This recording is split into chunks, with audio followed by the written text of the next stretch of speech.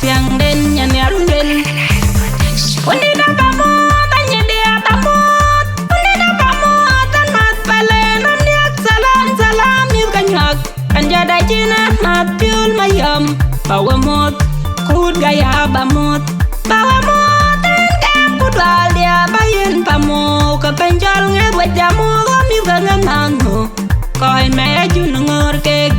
En jitwal jini bago kajirat Tarwar lengan diany pana piruang pumat bany Injamot atur mabil majung gawin jamot bany lecap Ambe daga piu juga tiik Piu biad la long long piu kajira hul piu ka weramil Kuy dong nomro amat Kuman mil kadang kwal wajamot Wamil kalengeril Kudwal dugu taja kudwal mabiurang weny Koda jajot marang dit kon nyak Kumat weparin dir gawun nyak Injamot kena lir Injamot aliar menu kuale maj Kudwal bany Simon aren kod jalik Anyang koryom bany nang chin galam ceyan bagam tun Yalar kudwal dia cai majer nong pakom kudet Manon birin kapalek tun Anjam nom chen na jan nom lar tian wei Undi de piur mayom di tan beban mut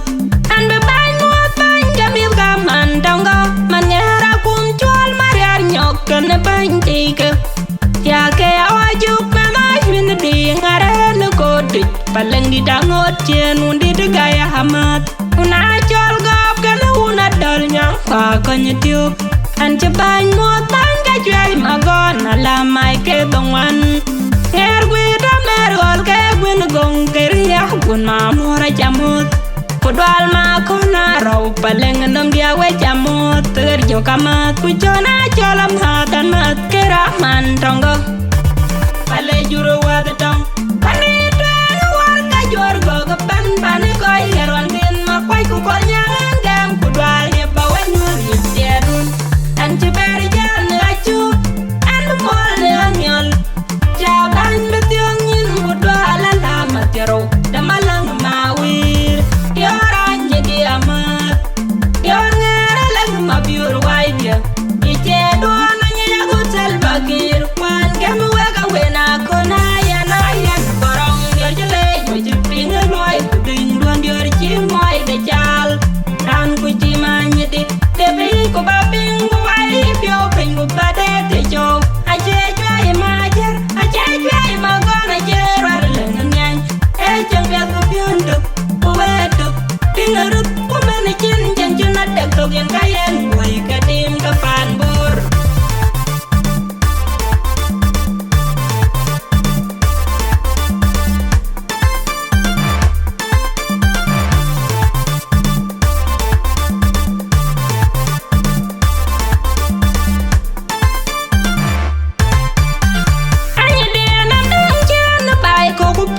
Chẳng pande Rama malin tiaka kaya kaken karir Ada ya goi pindetar Tiara bai ku gil wenganyi kapalek Anjatur leo wajak wen Aku kulda palek Kejayut ngeng Kuriara jengwan batong kek Pale wang da gil runtong moin bera Kenayan kanjor Tiang kepiori rukwan wong Pale nayan duodong Bera tuan ku bera malip ku bera Nyeditong anagrem Adong gua kena diar Ku cuang degil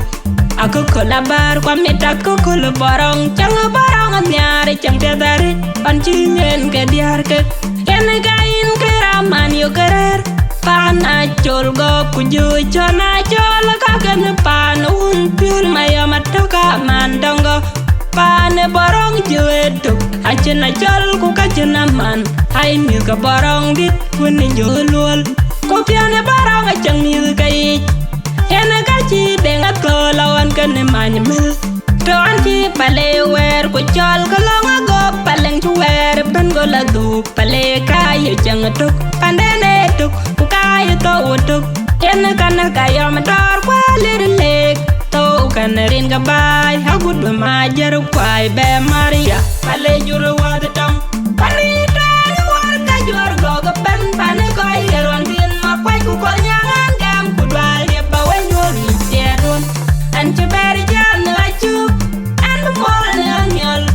Jaban betiong nyin kudwal alamat yaro Damalang mawir Yor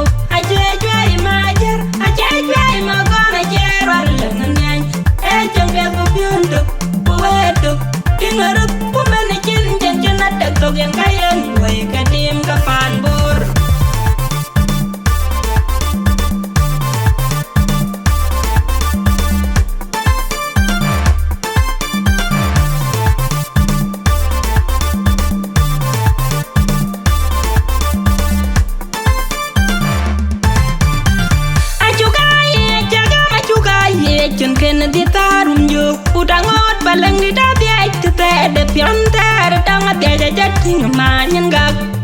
awere kaya ke ping der pale angot ke tit kero ki den kere pio nyot e jur che ter na ken nyin pale chunum tongan kol nyang kuma kwa junub dange nyari dik kungenye junub ayo tenong palek tenong jong diak malwala yom manye pola war mabiru lwal kuma chara tiong pale yane ke nyande junub yane ke mutare junub lew Martin majera me mwagor manifesto de SPLM alame junub akanyal SPLM ka kwes pele ka kugatora ngot katum pale angem junub ban kwa jendeli upalektin kawa dona paya chibai bolon chugo nalengali wari chanyi jengali kuwere nyali ya toga pale akudi tenghong beche medai tit borben pale achinteli wentin chopyo ika choku kamuktim riet yang kagai walaka pale apyo juor chang pet baka na sukulik bawa ben pyoj pale utam cheng pale juru wadatong pani dwele warka juor goga pan pani koi heron tin makwai kukol nyangan gam kudwal yep bawa nyuri edun anche beri jan lachu mol anyol jaban betyong yin kudwala la matero damalang mawir yora nyedi amat yongera lang mabiur waitya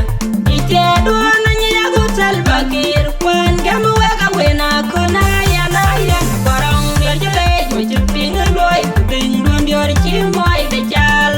tan kuchima nyedi tebi kubaping wai pyo ping kubade tejo